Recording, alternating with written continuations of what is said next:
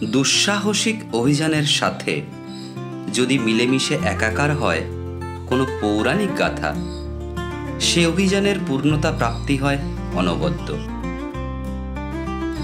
তাই টিম ট্রেলসের এবারের গন্তব্য মান্দানি ভ্যালি ও ট্রাইকল অতিক্রম করে বাবা কেদারনাথের দরবার। অন্য পথে কেদার বললেও অত্যুক্তি হয় না। রোমাঞ্চের দুর্নিবার আকর্ষণে টিম ট্রেলস সদল বলে উপাসনা এক্সপ্রেস ধরে হাজির হরিদ্বার। টিমের প্রাথমিক আস্তানা হরিদ্বারের গরিবদাসী ধর্মশালা। অনতি দূরে বয়ে চলেছে পুণ্যত্তয়া মা গঙ্গা। হর হর গঙ্গে, হর হর মহাদেব। আজ 5ই জুন, বিশ্ব পরিবেশ দিবস। কলকাতা থেকে আনা ট্রেক সরঞ্জাম বাসের ছাদে তুলে দিয়ে ওরা রওনা দিল হরিদ্বার থেকে প্রায় 224 কিলোমিটার দূরের এক ছোট্ট পাহাড়ি জনপদ রাঁচির উদ্দেশ্যে। ওদের আজকের আস্তানা রাঁচি গ্রামের রানা হোমস্টে, অর্থাৎ ওদের গাইড বলবীর সিং রানার নিজস্ব বাড়িতে। গ্রামের খুদে পড়ুয়াদের জন্য আনা কিছু দান সামগ্রী বিতরণের মাধ্যমে রাঁচি গ্রামে আজ ওদের রাত্রি যাপন।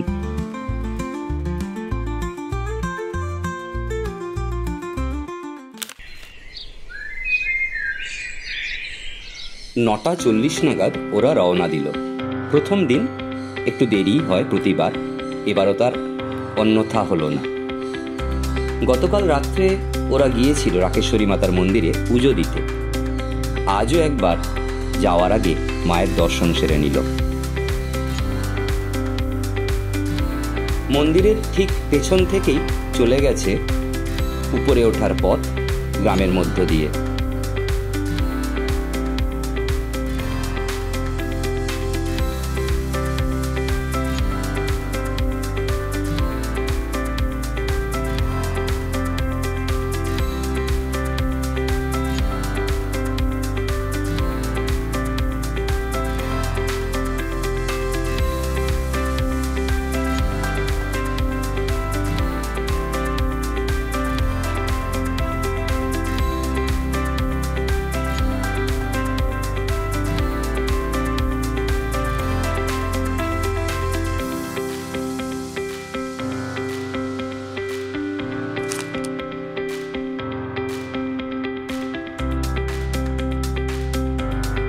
সানিয়ারা থেকে আজ ওরা পাতোরি ক্যাম্পসাইটের পথে রওনা দিল।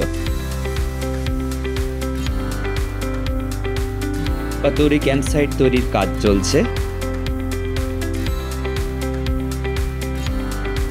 ওই ওপরে দেখা যাচ্ছে থৌলি যাবার পথ।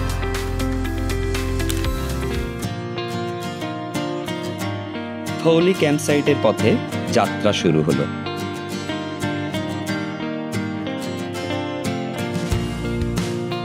চড়াই পথ, হাঁটু পর্যন্ত ঘাসের আচ্ছাদন।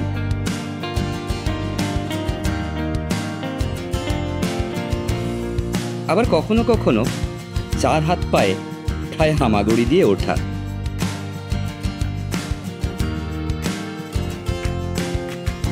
এক টানা রিজ বরাবর অক্লান্ত চড়াই চড়তে চড়তে অবশেষে থৌলি ক্যাম্পে পৌঁছালো ওরা। 3টের দিকে ওরা ক্যাম্পসাইটে পৌঁছে গেল। সূর্যের তেজ তখনও বেশ রয়েছে, তবে আর কি, চুটিয়ে চলল তাস খেলা।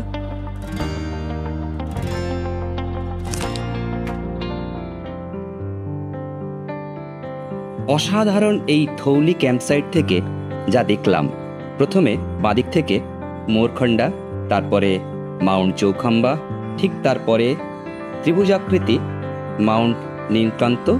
নীলকান্তের ডান দিকে যে সমতল জায়গাটা দেখা যাচ্ছে বরফের আচ্ছাদন, ওটাই কিন্তু পানপাতিয়া আইসফিল্ড। ঠিক তার ডান দিকে রয়েছে দৃশ্যমান পার্বতী 1, পার্বতী 2 এবং পার্বতী 3।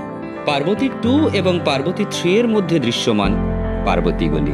তার পাশে দাঁড়িয়ে রয়েছে নাগপিক। নাগপিকের ঠিক ডান দিকে স্পষ্ট হলো মাউন্ট নন্দীকুণ্ড, যা পুষ্ট হয়েছে নন্দীকুণ্ডের হিমবাহ থেকে। নন্দীকুণ্ডের পাশের আইসফিল্ডটি ঘিয়া বিনায়ক পাশ পেরিয়ে রুদ্রনাথ যাওয়ার পথে।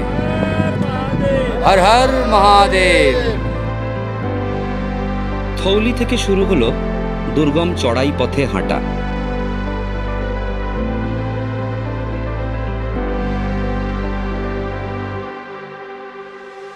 পথমধ্যে বিশালাকৃতি মাউন্ট চৌখাম্বাকে আবার একটু স্পষ্ট দেখা গেল ডান দিকে। থৌলি ক্যাম্পসাইট থেকে বেরিয়ে ডাগলা বুগিয়াল যাওয়ার পথে প্রথম চড়াই ভেঙে পৌঁছতে হবে সিদ্ধিদাতা গণেশ তথা কৈল বিনায়কের মন্দির। ওরা পৌঁছেও গেল এবং ভক্তি ভরে পুজো দিল। আবার পথ চলা শুরু। অবশেষে ওরা পৌঁছে গেল দারোয়া পাসে। অবশেষে ঠিক 11টা বাজে 5 মিনিটে আমি উঠে এলাম দ্বারা পাসে।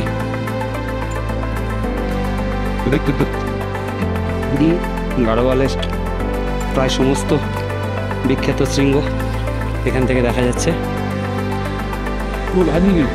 नीचे ये जब सबसे नीचे ये हरा बड़ा बुग्याल दिख रहा है। हाँ हरा वाला बिल्कुल हरा वही है दादला। वो दादला পেছনে ফেলে এসছি আমাদের গত 3 দিনের পথ। ಇದು ಹರ ಲಾಸ್ಟ್ ವಾला बुग्याल। हाँ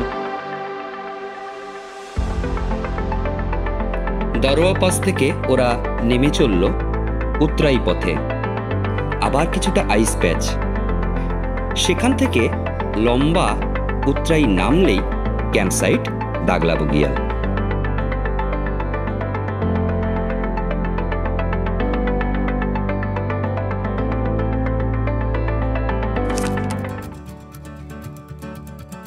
সময় এখন প্রায় সকাল 7টা। দাগলা বুগিয়াল থেকে রওনা হওয়ার প্রস্তুতি চলছে। সামনে পথ স্পষ্ট, ওই দিকেই যাব। মাঝে ওই দূরে যে সবুজ বুগিয়ালটা দেখা যাচ্ছে তার নাম ডোগরা বুগিয়াল। ওরা পাহাড়ের ঢাল বেয়ে লম্বা লম্বা ঘাসের মধ্যে দিয়ে নেমে আসছে একে একে। একেবারে মেঘ মুক্ত নির্মল আকাশ।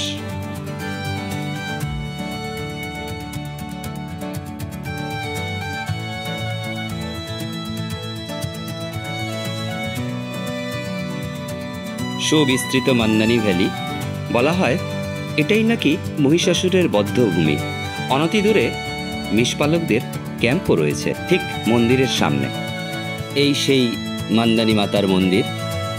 কথিত আছে মহিষাসুরকে বধ করে মা তাকে এখানেই সমাহিত করেন এবং মা দুর্গা এখানে পাথরের রূপ নিয়ে সমাধির উপর অধিষ্ঠান করেন। মান্দানি ভ্যালির বুক চিরে বয়ে চলেছে মান্দানি নদী।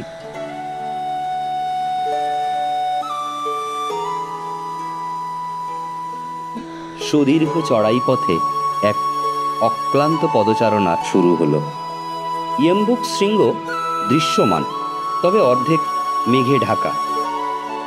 আর ওইদিকে মান্দানি শৃঙ্গ, তাও মেঘে ঢাকা। সময় তখন প্রায় বিকেল 3টে।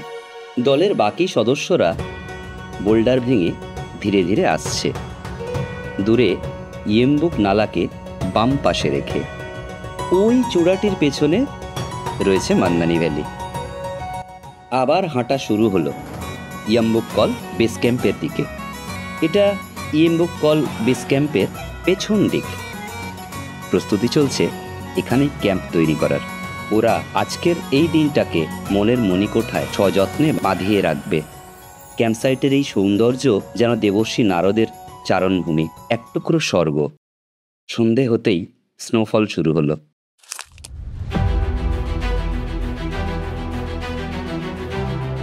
আজ ট্রেকের কঠিনতম যাত্রাপথ।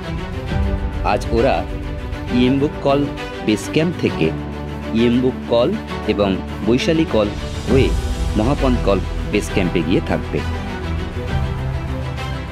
শুরু হলো একের পর এক হাম্প অতিক্রম করে যাওয়া। হাম্পগুলো কখনো কখনো পুরোটাই প্রায় বরফে ঢাকা, আবার কখনো কখনো বোল্ডারের তলায় চলে গেছে।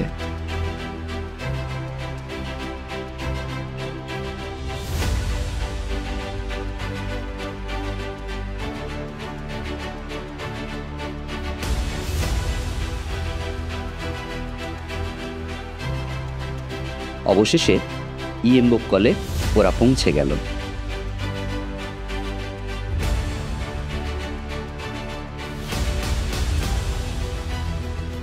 এবার পাহাড়ের গায়ে ধাপ কেটে কেটে নামার পালা।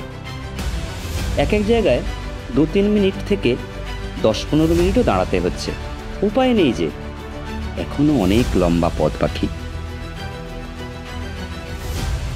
বিশালী কলের কাছাকাছি প্রায় পৌঁছে গেল ওরা। সামনেই বিশালী কলে ওঠার পর অসংখ্য গ্লেশিয়াল টেবিলে ভর্তি। আবার স্নোফল শুরু হলো। ওরা যখন বিশালী কলে এসে পৌঁছালো তখনই প্রায় অবিশ্রান্ত স্নোফল শুরু হয়ে গেল। হোয়াইট আউটের সম্ভাবনা সম্পূর্ণ। একসময় ওরা উঠে এলো বিশালী কলের ওপরে। বিকেল 4:05 নামতে শুরু করে ওরা। দীর্ঘ পথে ওরা ক্লান্ত, অবসন্ন। তা সত্ত্বেও এগোতে হবে, না হলে সাক্ষাৎ মৃত্যু। একটু আগেই তুষারপাত হয়ে যাওয়ায় সামনের পাহাড়ে নুড়ি পাথর আর বালিমাটি ভরা সম্পূর্ণ পিচ্ছিল ঢালটা ধরে অত্যন্ত সন্তর্পণে প্রায় জীবন বাজি রেখে নেমে আসছে ওরা। একটানা তুষারপাতের মধ্যেই কঠিন রাস্তা ধরে ওরা এগোচ্ছিল মহাপদ কল বেস ক্যাম্পের দিকে। ওই দূরে দেখা যাচ্ছে মহাপদ কল।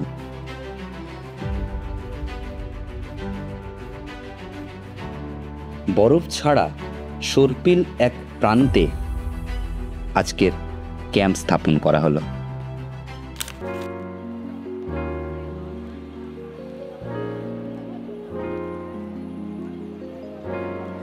মহাপন্থ কলের দিকে যাত্রা শুরু হলো।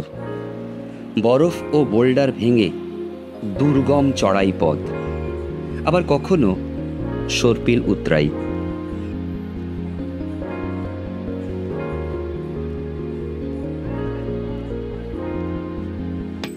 আবার এক চড়াই, এবং তারপরেই ওরা পৌঁছে গেল মহাপন্থের মহাতীর্থে। आज तो जानोगे यूं भूखा का कोले, आज तो जानोगे माता यूं भूखा का कोले, यूं भूखा का कोले ऊंचित बिसली दारे, ऊंचित बिसली दारे जान यूं भूखा का कोले। आज तो जानोगे माँ पंत सरोवर, आज तो जानोगे माता माँ पंता का कोले, महापंत कोले भृगुत पंत ब्योले। आदि सवितम कपीत्य जम्बोपलचार भक्षणम उमासुतम शोकत विनाशकारकम नमानि विघ्नेश्वरी पाजी पंकजम। পাশে পৌঁছেই প্রথমেই পুজো সেরে নেওয়া হলো।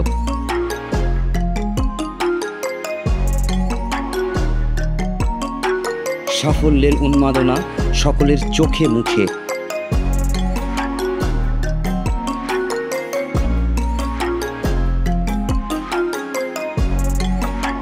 তারপর দেশমাতৃকা ও আমাদের ক্লাবের পতাকা উত্তোলন করে কিছু সময় নিজেদের মধ্যে আনন্দের মধ্যে কাটিয়ে ওরা কেদারের পথে রওনা দিল।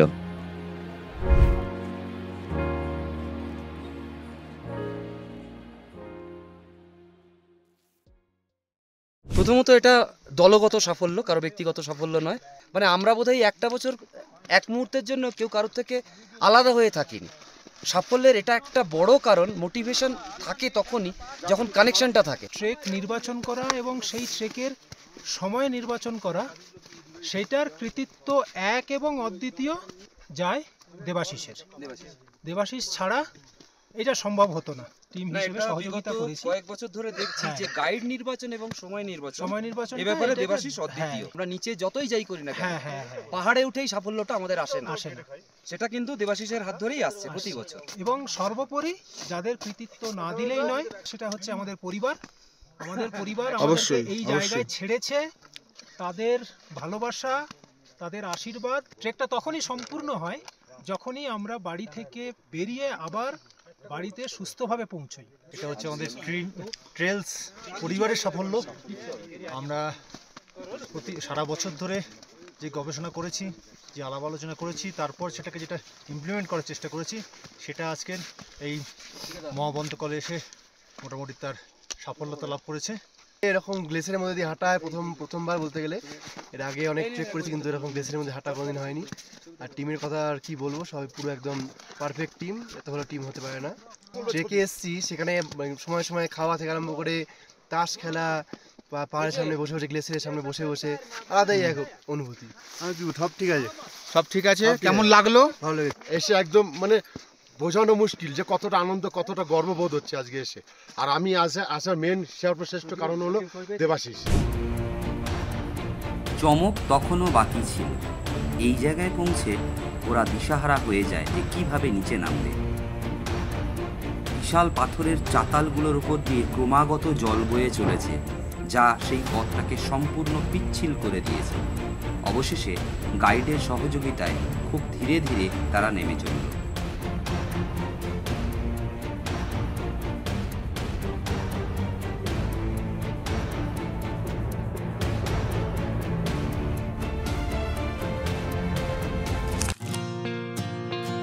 পরদিন সকালে বাবা কেদারনাথের দর্শন সেরে ওরা সোজা নেমে চলল গৌরীকুণ্ডের দিকে। সেখানে প্রথমে একটা গাড়ি ওদেরকে নিয়ে গেল সোনপ্রয়াগ, এবং সোনপ্রয়াগ থেকে সাথে সাথেই গাড়ি পরিবর্তন করে ওরা বেশ খানিকটা এগিয়ে গিয়ে থাকলো গুপ্তকাশীতে।